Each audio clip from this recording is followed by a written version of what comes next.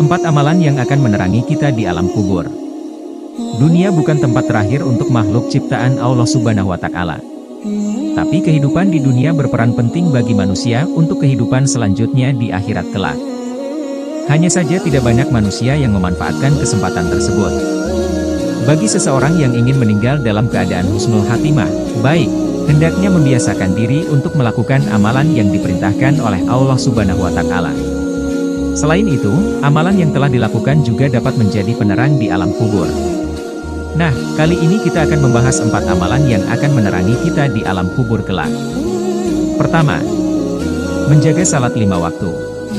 Salat merupakan perintah Allah Subhanahu wa Ta'ala dan berbeda dengan ibadah lainnya. Salat adalah ibadah pertama yang akan dihisab di akhirat kelak. Salat juga dapat menerangi kuburan muslim yang taat. Seperti sabda Rasulullah dalam hadis riwayat Tirmidzi. Sesungguhnya amal yang pertama kali dihisab pada seorang hamba pada hari kiamat adalah salatnya. Maka, jika salatnya baik, sungguh ia telah beruntung dan berhasil.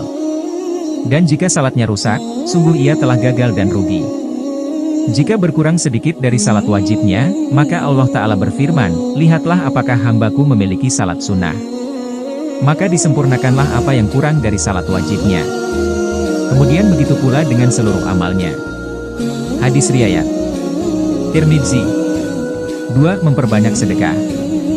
Banyak ayat Al-Quran yang menjelaskan tentang perintah bersedekah. Hal ini bukan sekedar keikhlasan memberi, melainkan Rasulullah memberitahu bahwa sedekah dapat menjadi naungan umat manusia di hari kiamat kelak. Rasulullah bersabda, naungan orang beriman di hari kiamat adalah sedekahnya. Hadis riwayat Ahmad. 3. Banyak membaca Al-Quran.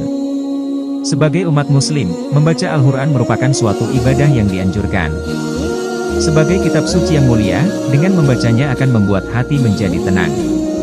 Rasulullah pernah bersabda bahwa dengan membaca Al-Quran akan mendapat syafaat pada hari kiamat, serta senantiasa menjadi teman dan penerang di alam kubur.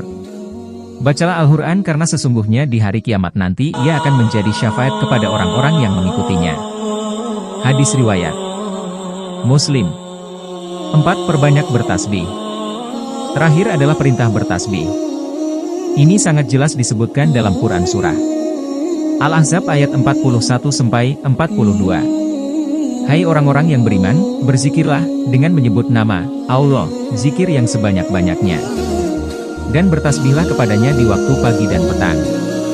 Quran Surah Al-Ahzab 41-42.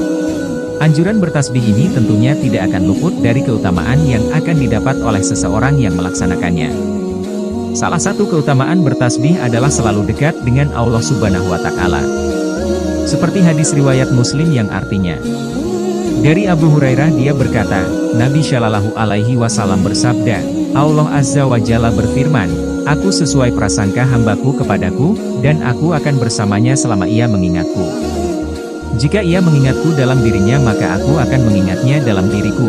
Jika ia mengingatku dalam sekumpulan orang maka aku akan mengingatnya dalam sekumpulan yang lebih baik dan lebih bagus darinya. Jika ia mendekat kepadaku 1 jengkal maka aku akan mendekat kepadanya 1 hasta. Jika ia mendekat kepadaku 1 hasta maka aku akan mendekat kepadanya 1 depa. Dan jika ia mendatangiku dengan berjalan maka aku akan mendatanginya dengan berlari.